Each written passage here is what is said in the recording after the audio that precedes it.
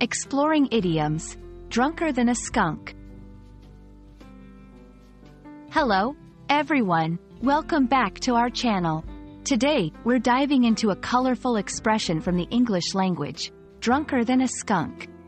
This phrase is a fantastic example of how vivid idioms can paint a picture using just a few words.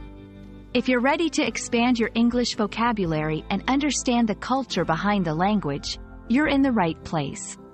Let's get started. Drunker than a skunk is an idiom used to describe someone who is extremely intoxicated. The phrase is humorous and somewhat exaggerated, painting a vivid picture of someone who has consumed a lot of alcohol. It's important to note that skunks, the animals, have nothing to do with drinking.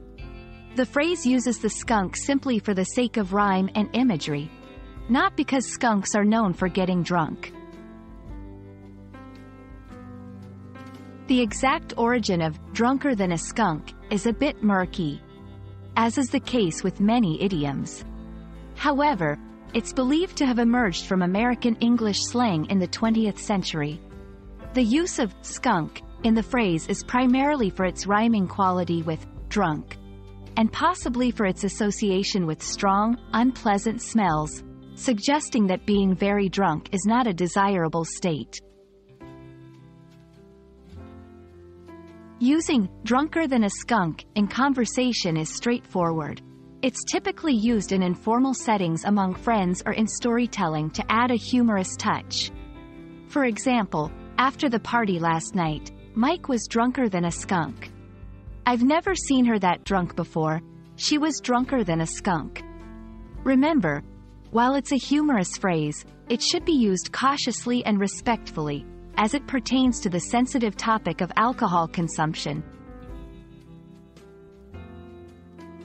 English is rich with idioms expressing the idea of being very drunk. Some similar expressions include, as drunk as a lord, suggesting someone is behaving as if they have no responsibilities.